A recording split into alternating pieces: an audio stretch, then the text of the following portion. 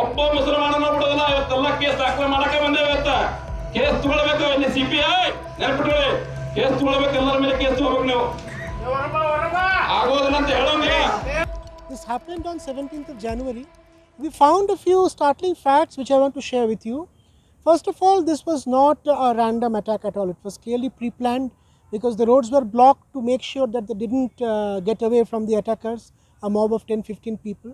And most crucially, on the morning of the attack, there was a hate assembly, there was a Dharm Sangsad that happened in Nargond, very close to the police station, where some of the Bajrang Dal activists gave hate speeches saying India is for the Hindus, Muslims have come from Pakistan to take away their work and they'll be finished off and so on. That very evening this attack happened. So clearly, there is a connection, and in the videos of those hate speeches we can see the police standing right next. Why couldn't the police arrest them then and there? Why wasn't some action taken then and there? Then Sameer would have been there with us. Shamseer wouldn't be in the hospital right now struggling to recover from the wounds. We also found that this part of a pattern over the last 2-3 months. The most important thing is Muslims, the common citizens, school students are being attacked by virtue of the fact that they are Muslims. There is no higher end. They want to keep the Muslims down. This is the agenda. In schools and colleges, students have been attacked. No actions have been taken in Nargund.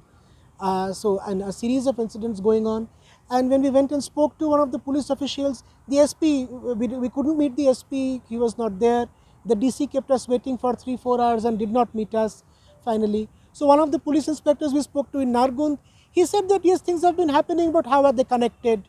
Even the morning hate speech, yes, there's some common people involved, but how can you connect the two?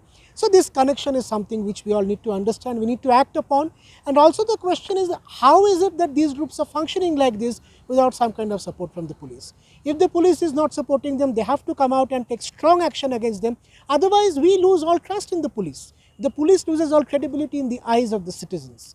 And the last thing I want to say, that it's very, very essential that the common Hindu people belonging to the Hindu community speak up against this. This is not just a problem faced by the Muslims. It is a problem faced by all Indians, and unless all of us speak up against this, this country will degenerate into hatred and violence, and that will affect everybody. Nobody will be spared.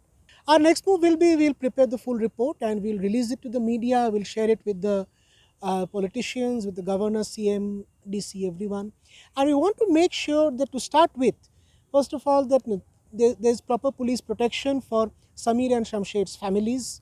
Shamseer will go back to Nargond to resume his work. Who can guarantee that he'll not be attacked again? So police protection for them, police protection for all the Muslims there by taking strong action against this network that has built up over there. These are things which we'll try and ensure.